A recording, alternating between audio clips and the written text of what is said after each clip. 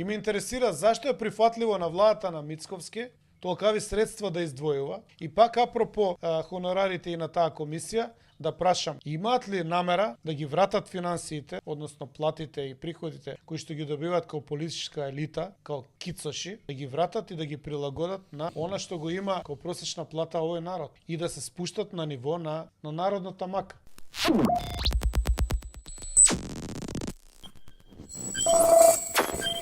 Учесниците во таа комисија која што преговара за промена на македонската историја, после мандатот во таа комисија стануваат финансиски доста побогати.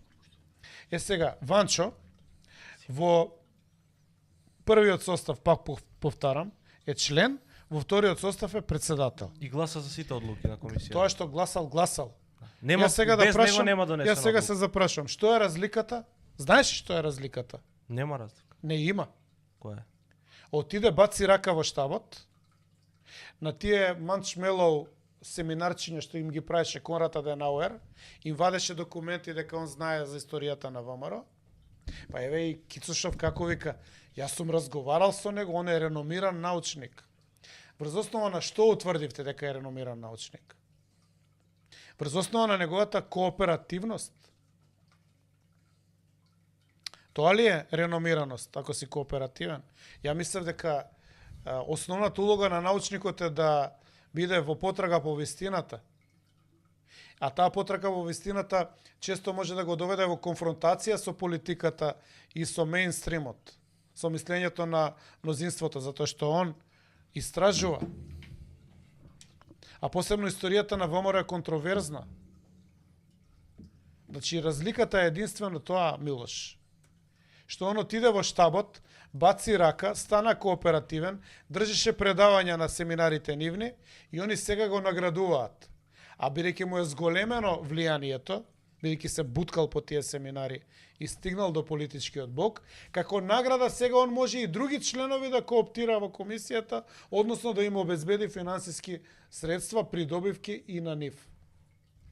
Ама мене сега како, да речем, ако смеам сам себе да се наречам интелектуалец, ме интересира. Како беше работата на комисијата у првиот состав предавство, а сега не е? Се е патриотизам.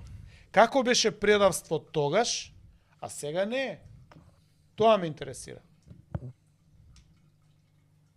И ме интересира зашто е прифатливо на владата на Мицковски толкави средства да издвојува. И пак апропо хонорарите и на таа комисија, да прашам, имаат ли намера да ги вратат финансиите, односно платите и приходите кои што ги добиваат као политичка елита, као кицоши, да ги вратат и да ги прилагодат на она што го има као просечна плата овој народ и да се спуштат на ниво на народната мака и да живеат согласно потенцијалите финансиски кои што ги има оваа држава. Ја не гледам зашто они би требало да имаат од министри па до членови на таа историска комисија толкави примања. Да речеме, времето на Груја беше ограничена и платата, беше ограничено и се што беше трошок на целата државна администрација и на јавните служители, односно министри. И тоа траеше 7-8 години. Зашто не го земат тој пример? Као кризна мерка да ги ограничат, место да ја задужуваат државата, да ги ограничат платите. Затоа што Филип целта на сите нив им беше да се збогатат на грбот на сопствениот народ. Ако е тоа, целта не им беше да спасат ништо, целта не им беше да спречат никакво предавство, целта не им беше да изаштитат македонските национални интереси, туку да дојдат на власт, да се нафатираат, да ги напунат џебовите.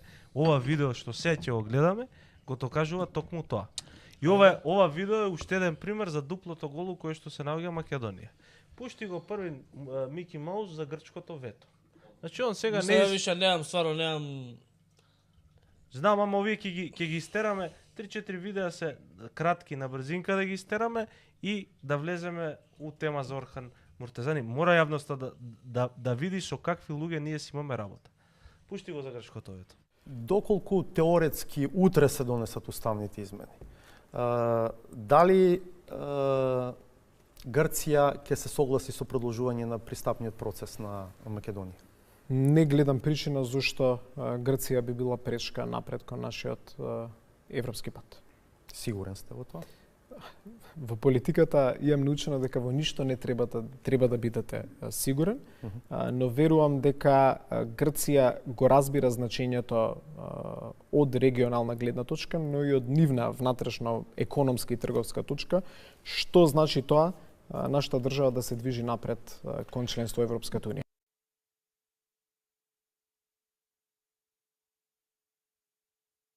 Значи не доведа у ситуација кај што овој Мики Маусов не може со сигурност да ти каже дали ќе имаме грчко вето. Ајде видиме што вика за Северна Македонија. Кој бе? Мики Маусов. Брат, дај бе, стварно го тупиме со овој со Тимур. Види. Ама види, тој човек го гласале и програмата кој што Па добро, лажат.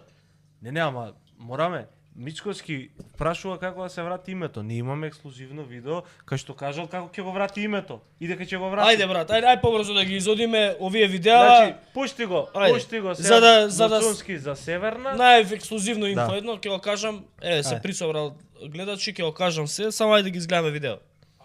До сега јавно на домашна сцена ги слушнавме министерката за образование и министерот за земјоделство како го користат новото уставно име.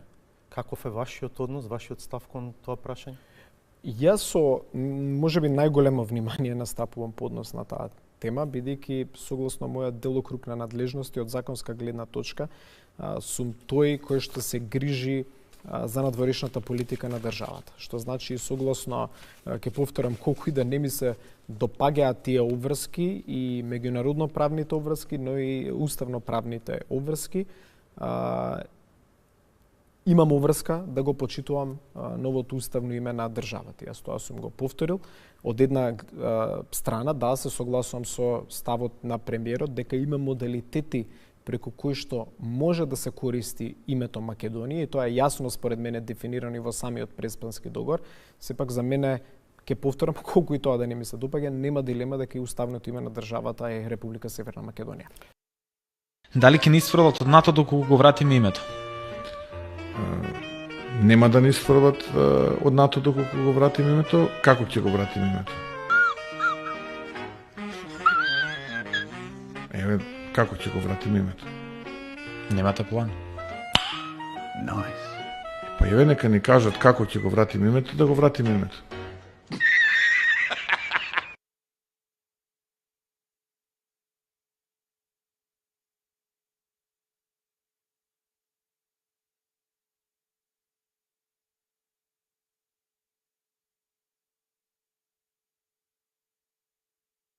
Ќе се доведеме во ситуација доколку освоите двотретинско мнозинство да го промените преспанскиот договор.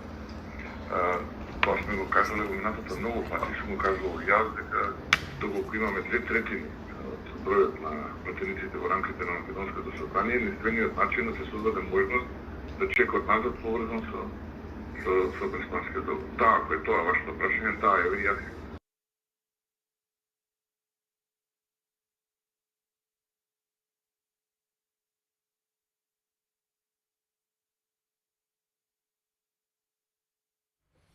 Ете го човекот си кажал како треба да се врати името. Ама која Му бил... фалат двајца за 80%. Не, веќе му даде левица. Ќе му 78 се без левица. Да. Ќе му дадат. 100% ќе му дадат. Еве, знаел кој е начинот, така? Или тогаш лажал? Што е поверодостојно според вас? Ја мислам дека лажал. Пошто он сега ги има бројките. Он може да направи хук, да направи јадица, да каже почнувам промена на името, ќе го вратиме уставното име, подршка ќе има од народот, затоа што народот смета се уште и тогаш и сега дека незаконски е сменето и на сила името. Она која почне таа процедура. Така? Што ќе каже СДСМ, дека нема да го менјаат? Па ќе останат со 10 пратеника у наредниот парламент. Значи, он може да ја отвори процедурата. Па и да не успее, да собере 79. Барем ќе каже пробав. Да. Они не смеат да писнат. Да. Не смеат да писнат. Еве на овој Кицо што да му кажеме што го пушташ. Меѓународно правни обврски. Абе секој договор има клаузула за промена на договор. Има клаузула за приговори. Има клаузули за исполнување на договор, важење на договор, престанување на важење на договор. Филип, Ама не е дојден до тие лекции у меѓународно јавно право, очигледно. Нему ни требаат 80 пратеници. Он може да распише референдум.